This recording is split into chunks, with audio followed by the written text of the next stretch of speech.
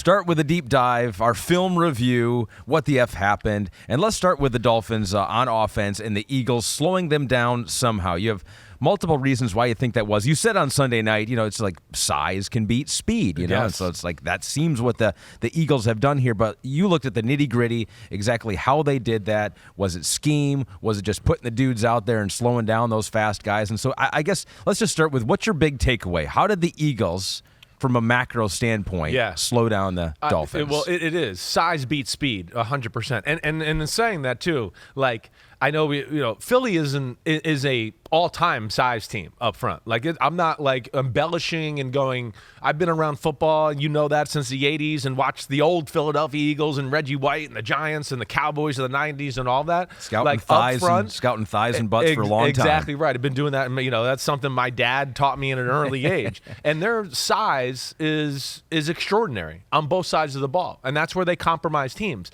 But then even when you say that too, right, we watched the Dolphins speed, blah, blah, blah. Yes, we know that.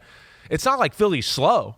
Philly's fast at the right positions, right? So they have an unbelievable combination, but their ability up front, and let's just start right there, and why, if you had to make, like you said, the macro assessment, would be that Philly's front posed so many problems for Miami's offensive line, right, that they were able to basically go, we're going to let our defensive line ruin the football game. We're going to play really conservative in the back end and just be soft zone, keep you in front of us, and we think we'll rally and make the tackle because you're going to have to get it out quick because our guys are going to get to your quarterback in a hurry, right? Or if you do try to wait for something down the field, we're going to be down there, and of course we think our pass rush will get there too to ruin that as well. So that's where it starts. Eagles' specialness up front. It's part of the magic of the Eagles because they blitz 23% of the time. That is the sixth lowest rate in the NFL. And against the Dolphins on Sunday night on NBC, 13.9% of the time. That's right. And within that,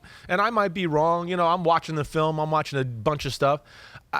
I'm going to say in the first half of the football game, man-to-man coverage, I don't know, maybe it was 2 plays. The only play I really thought was truly man-to-man, and again, maybe I needed to go back. I was a little too far down the road to go, I felt like it was the first play, but the fade go route down the left sideline right before the halftime to Tyreek Hill, that I felt like was about the only play of man-to-man coverage the whole first half of the football game. So that shows you that they never had to compromise themselves or worry or put themselves in a position. And even on that, they double-teamed Tyreek Hill, and it was going kind of one of those where he split them, and they were like, wait, I had inside, you had outside, but who had when he went straight? It was kind of one of those things, like which way did he go? But that, I think, is, the key to the game and the key to Philadelphia and what makes them so awesome and what makes them a tough matchup for Miami, and it's something we're going to watch as we go forward. Yeah. This is 2 teams where when Buffalo was healthy on the D-line with depth, the Eagles healthy on their D-line with depth, we saw that a Miami Dolphins offense does not look the same when they have those type of challenges. So you noted Jalen Carter, as you have basically every time you've watched him play. You noted Josh Sweat making it life Phenomenal difficult game for the Dolphins. Right. So was this again a case of the Eagles are just better? They're going to do this to most teams, or do you think that the Dolphins have a specific problem in pass protection? I think they have a specific problem in pass protection that they can probably get away with most teams in football because of their offense and all the moving parts and all that, right? But not against teams like Philadelphia, right? It's something that we definitely all have to watch moving forward to see where this kind of goes. Interesting. With this, because I do think if you made me sit here today and go, I think anytime they play an elite D-line, life can be an issue for their offense. It's not going to look like what we think it should look like, or what it looks when they feast on the middle class or the lower class of the NFL, right? And in this game too, they had no run to take the pressure off of. First and second down, for the most part, especially early on in the football game, it was 5-man fronts. They we're going to play 5-man front. You're not going to get the edge on us. You're not going to have, Waddle's not going to be able to crack Hassan Reddick or Josh Sweat. We're going to run right through him if you try to run outside. So they couldn't do there. And of course, on the interior part of the offensive line, they had no chance of moving those guys. Yeah. No chance. I mean, again, like you said, Jalen Carter's special. Fletcher Cox is really good. Number 7, Hassan Reddick is awesome on the edge, along with Josh Sweat, along with the rest of the cast of characters. Jordan Davis is a handful too in the middle. You said they wanted to run outside a couple of times versus that 5-man front, and you did note Hassan Reddick is just jacking up both those plays. They were ready for it. Again, if I've been telling you the last few weeks, right? Hey, when you smash people inside on defense and try to take away the inside run, they smash you in there and try to get on the edge. Well, they're seeing that. They understand that. And they've seen so many teams, whether it was the Broncos or wherever, where we've broken down on the podcast, where you'd go, is somebody going to set the edge against, the Miami Dolphins? Or are we just going to let Raheem Mostert run outside and get a 15-yard head start so he can look fast running down the sideline, right? They were not going to let that happen. And their physicality and athleticism on the edge. And then, again, of course, when they're out of the game, it's like, oh gosh, they're out of the game. Oh, wait, it's still Brandon Graham and Barnett out here, who are also very good. And Barnett would probably be a starter on most teams in football. Brandon Graham's a really high-end backup defensive end. So there's no let-up with that group and what they do. But I can't sit here and say that, I know everybody wants to hear what did they do? They must have done something revolutionary here. No, they did. We're bigger than you. We're not going to let you run on 1st and 2nd down. And then on 3rd down, we're hoping at that point we have you in 3rd and 4 or more. And now our front 4 will get there and we'll still be able to play zone coverages and make you pat the ball and do whatever else. And you won't be able to get the ball out of your hand quick. How many teams can do that to the Dolphins? Yeah, it's a good question. Eagles, of course. 49ers could. Bills could if they're totally healthy, which they're not right now. But yes, in their prime, yes. I look at a team like Jacksonville. They probably could do that to the Dolphins. I look at Cleveland. They could do it. Dallas could probably do it as well. Be a little different for Dallas just because they're not as big, so it might not be quite the mismatch there up front. I'm missing somebody. Oh, the Ravens. The Ravens would pose some of those same problems as well, as far as just such an elite group. Your Lions are really good up front, but I don't know if I'm going to put them in the class of those guys quite yet to say they can just ruin a game to the same capacity maybe we just talked about with some of those other football teams. Well, even your Giants are pretty good up front. Yeah, the Giants, you're right. The Giants would be a team that certainly, and we saw the Giants gave the Dolphins some issues in their game. Right? They did. It wasn't just an easy track meet there for a while. Yeah. The Giants' offense was the problem in that football game. Wore down. But I think we hit, really the for the most part, the teams that I would kind of put in that category. Kansas City could maybe become close, but I don't think they're up front in the same category as some of the teams we just talked about either. The depth outside of a Chris Jones or something like that. Yeah. All right, so what did this pressure do to Tua? What did you notice with him? Well, I think one, because of this, some of the screens and edge plays, hey, get the receiver ball here and all that, since they were all playing zone and kind of off the ball, they were all able to kind of see the play and then rally to it, right? So then even if they did anything like that, okay, there wasn't anywhere to run, let alone like I talked about already, Philadelphia is very fast, okay? I think the other thing too is, it was hard for them, I think, to dial up pass plays down the field, let alone I don't think Tua was feeling all that comfortable throughout the night because he had people around him a lot. So that in itself, he wasn't going to pat the ball in extra time and go, well, let me see if Tyreek runs by this safety, 15 yards downfield. Let me wait for this. So he had to rush things. They weren't able to let plays develop that way. I think then the play caller and McDaniel is also a little reluctant to be aggressive that way. And it put issues. And where did I write it? I wrote it somewhere at one point here where, it's let me just see if I can get to it here because I had a spot or something I wanted to say. A direct quote from your notebook. Yes. Well, it's Tua uncomfortable, right? He's jumpy, he's looking at the first guy and he wants to get it out, right?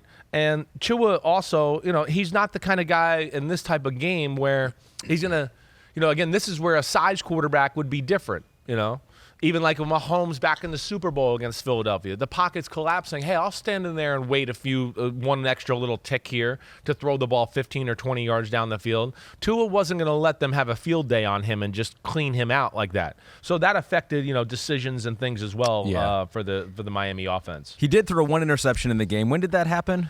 The interception? That was down by the goal line. Yeah, second that was half. late third quarter, right? Was that late? Maybe early fourth quarter right there? That's yes. right. So this is a good time to go inside the notebook, brought to you by nobody. Yeah, we're still looking for a sponsor. We go inside Chris's notebook. Maybe that's because the penmanship is not quite good enough yet. And maybe you need a little bit more clear writing. I don't know. You think that's the reason I don't Or like we talked about in the beginning of it, that's here? the charm of it, right? It's like, what is he saying here? I think I can kind of make out this. So if you're watching on Peacock or YouTube, play along with us and try to read Chris's writing. That's what Pete and I do every Tuesday night. So here's a play you diagram. This is the interception one. This was, what was it, Pete? 11:30, fourth quarter. 11:30 left in the fourth quarter, Right. down by the goal line. This interception happened right by the goal line here. So, Chris, take us through your notes and what you noticed on that play. Well, yeah, big play, big moment in the football game, right? Because they're trying to keep pace. They're trying to keep up with the Philadelphia Eagles here. Life is hard as is, and have a pretty good play call where, if you're looking at my notebook, really they're running a double move off a play that they run quite often. Where it's three receivers to the left. Okay, now to the right it's two receivers. The inside receiver it's Mostert, and the outside receiver is Waddle.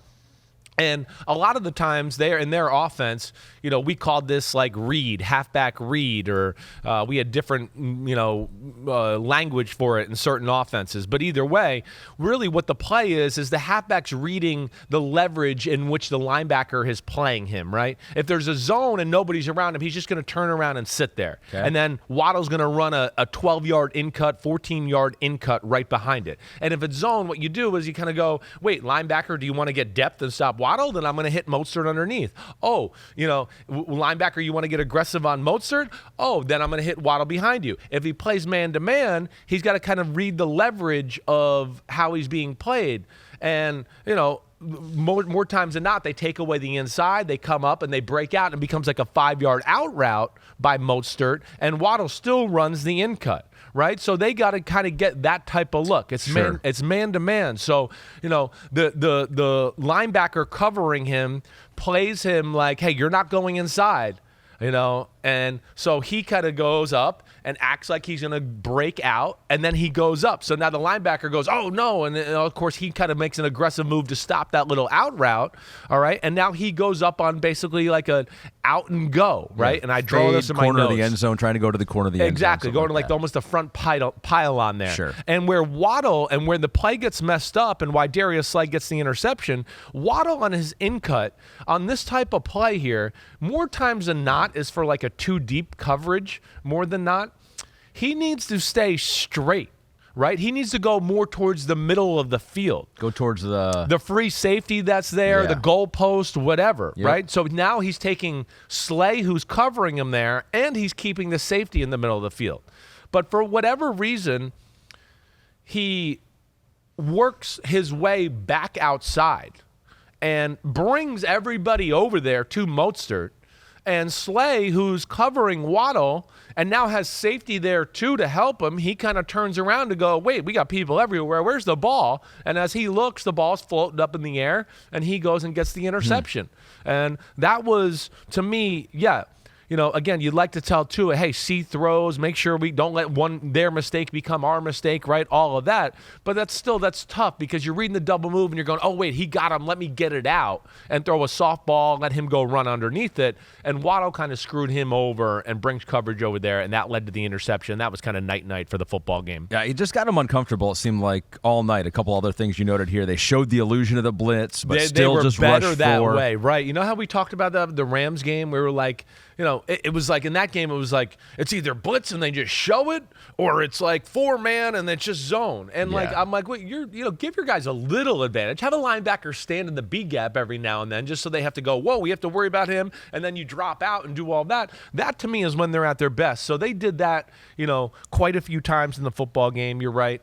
Go ahead. I didn't mean to. What else anything else you wanted to rattle off there? And then the Dolphins started doing some in the third quarter, some reverses, their double pass kind of things. It's like they were at that point. What did that tell you? That told me that they knew their normal offense wasn't working. Right? That to me, when you start to see that many trick plays and you're getting away from the meat and potatoes of your offense, you're fishing. You're like, we can't find anything to kind of get us going. Double passes, reverses, all of that. That all was going on there. And that just tells me, yes, that they were worried. And then, sustained drives as a whole in the football game, they were few and far between from the Dolphins. I mean, let's be serious. They had a pick six. They got the ball and had a 7-play, 1-yard drive. Okay, 7-play, 1-yard drive after the Turts fumble. They had the end of the first half drive and the drive we just talked about where he threw the interception, and that was all you had to talk about of the whole game. Right? And that's where, you break down the game. It was just a series of plays. There was no sustained drives. It was 244 yards of total offense. There was 2 runs to talk about. There was 2 or 3 pop slants, what I call, where like it's like not a 3-step slant, it's a 5-step slant, and they kind of hit people in the second window because of the zone coverage. And I even draw a few plays out that. There was a 3rd and 18 out route and the go route before the half to Tyreek Hill. I mean, you break the game down, and it was really about those 6 or 7 plays, and there wasn't much else offense to talk about for the Miami Dolphins. How did the Eagles, one final thing here, how did they handle the motion of Miami, all the stuff they do? And we talked about last year a little bit. This was an Achilles heel for the Eagles. Yes. How did they handle it in this they're game? Not that way. They're not trying to last year, Gannon could be like, we've been singing his praises, right, with Gannon and what he's doing in Arizona. Yeah. They could almost be over-aggressive where they were like, we're going to squash everything.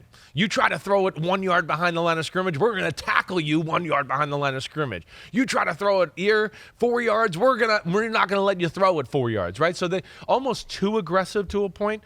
The Eagles are not that way this year. I think they're looking at it a little bit like, if we be a little conservative on the back end, our front four is going to make enough havoc to where team goes on a 10-play drive, I'm going to bet one of our badass motherfuckers up front is going to make something bad happen and tip a pass, strip sack fumble, hit the quarterback while he's throwing the ball, make him rush in a decision, right? Yeah. I think they're playing that approach. So Pete asked me the same question. He's like, what did they do with all the motion? And I said, you know what they did? They just sat there. They were literally, there's some plays where you're like, it's 1st and 10. They got a 5-man front, and the whole secondary, the first DB is like 6 yards off the ball, right? There's nobody in front of that. So the motions, all that, they talked like, hey, he's going over there, he's going over here, right? But they were in such simple zones and not really doing anything complicated that they could kind of just sit back and wait and go, let's see where they line up. And when they line up, we kind of know what they want to do, and we'll react off of that. But they weren't going to put